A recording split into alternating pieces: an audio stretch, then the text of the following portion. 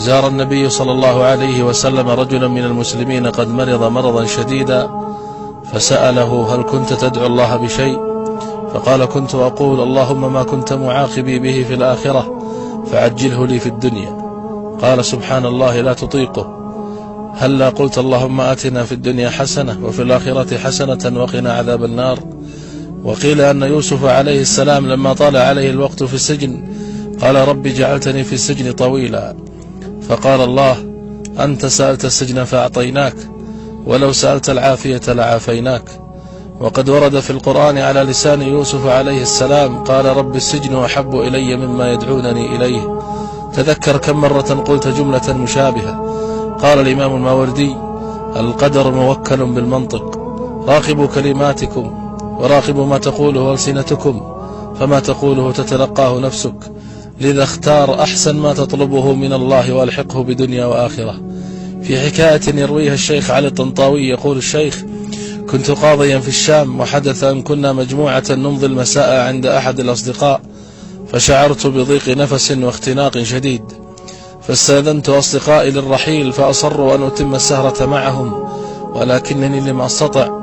ولكنني لم أستطع، وقلت لهم: أريد أن أتمشى لأستنشق هواء نقيا.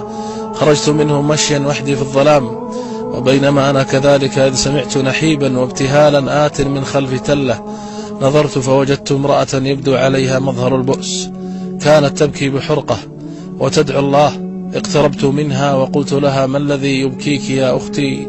قالت: إن زوجي رجل قاس وظالم، طردني من البيت وأخذ أبنائي وأقسم أن لا أراهم يوما، وأنا ليس لي أحد ولا مكان أذهب له. فقلت لها: ولماذا لا ترفعين أمرك للقاضي؟ بكت كثيرا وقالت: كيف لامرأة مثلي أن تصل للقاضي؟ يكمل الشيخ وهو يبكي يقول: المرأة تقول هذا وهي لا تعلم أن الله قد جر القاضي، يقصد نفسه، من رقبته ليحضره إليها. سبحان الله، من أمره بالخروج في ظلمة الليل ليقف أمامها بقدميه ويسألها هو بنفسه عن حاجتها.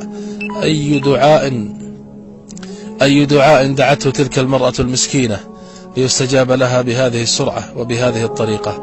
فيا من تشعر بالبؤس وتظن أن الدنيا قد أظلمت، فقط ارفع يديك للسماء ولا تقل كيف ستحل، أفتضيق بعد هذا؟ بل تضرع لمن يسمع دبيب النملة. كونوا على يقين أن هناك شيئا ينتظركم بعد الصبر. إن الله لا يبتليك بشيء إلا وبه خير لك، حتى وإن ظننت العكس، فارح قلبك. لولا البلاء لكان يوسف مدللا في حضن أبيه، ولكنه مع البلاء صار عزيز مصر. أفيضيق صدرك بعد هذا؟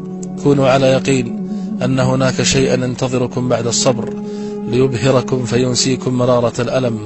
يا رب، من فتح رسالتي هذه وسمعها افتح عليه بركات رزق السماء، رزقا من السماء والأرض، ومن نشرها بين العباد فأدخله جنتك بغير حساب ولا سابقة ولا عذاب، وفرج يا رب همومه.